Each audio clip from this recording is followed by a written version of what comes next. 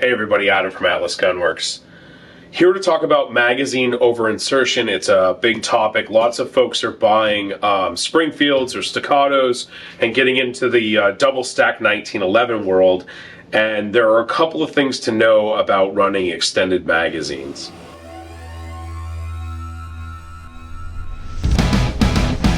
I'm going to do something you should never ever do on a reload. I'm going to push this button and push on the mag all the way up. And this one's difficult to get it to happen, but if you push really hard, I can make, in this case, the bullet, but if there was no bullet, the feed lip to the mag touch the ejector. And so over-insertion will happen when that comes all the way up. You can see a little silver mark here on our ejector as we're able to push the mag and the bullet up there and touch it. And eventually you'll break this by smashing it up. And so the only way that that happens is if you do a slide lock reload at full speed. And if you do it hard enough, you can make that happen. And so there's a couple of things to keep in mind. We've tested all the mags. They all over-insert in pretty much all the guns. I'll just take a, I think I just did it with ours, but I'm going to hold this down. Again, never push this button and send a mag in here. This is just for demonstration purposes. I just did it with ours on a Springfield gun. Here's an MVX mag, that hits it pretty clean. Here's a Staccato, or an old STI mag, that hits it worse, and that actually covers it. You can't see, that's quite awful. And so there's a couple of ways to stop this, if and we don't want this to happen, right? So the first way is to just always do a reload with the slide forward. If the slide's forward, the bullet will hit the disco rail, right? So our disco rail right here, our bullet's going to contact that, and that will limit us out, and so we can send the mag as hard as we want with no problems. And well, that gives the mag catch plenty of time to do its job and snap back. That's why it's there. The mag catches that have a better design are going to do a little better job snapping in there and controlling that. Dawson makes one called a posi lock. We have a new one that's coming out this year in the guns that's got a nice advanced profile, and it very quickly catches the inside of the mags.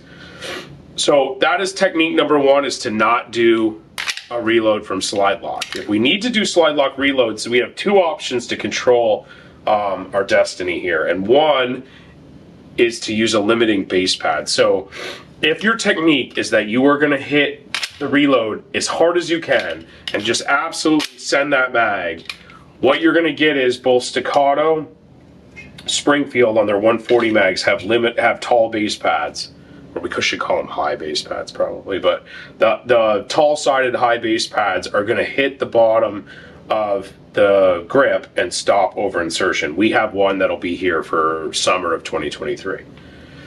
And so a quick caveat to that, if you try to put those in guns with mag wells, they probably won't work. So you can't run a mag well and have a tall base pad unless they're a matched pair or whatever. And for competition, which is where these platforms were popular for the last 30 years, most people just gave up on that and didn't do slide open reloads.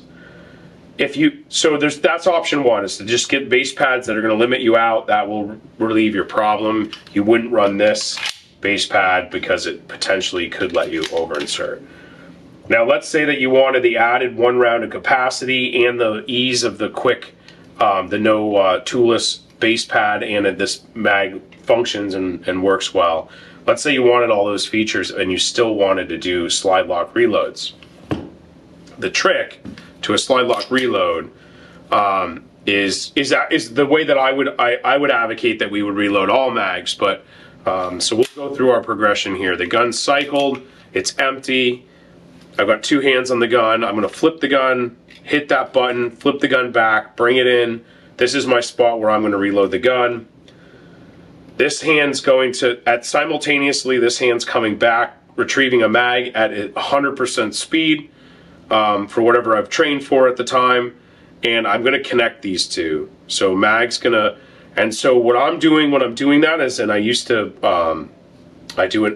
I don't dry fire quite enough these days, but I used to take a little piece of white marker or white paint marker and put a little piece of paint there. But I'm looking at my mag well, and as the mag comes into the mag well, my slide is back, I'm conscious of that. I'm going to decelerate this. Now this is slide forward or slide back, but with the slide back, I'm going to be very gentle here. I'm going to take off 90 to 100% of the speed, potentially even pause here, and then just click the mag in. And the way that I would do that is my hand's always underneath the bullet stack here, and as I come in and I see the mag start to enter the mag well, I just roll off and boom.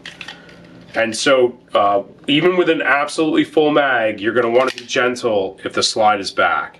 If the slide is forward and I have an absolutely full mag, I'm going to put a little extra effort into it.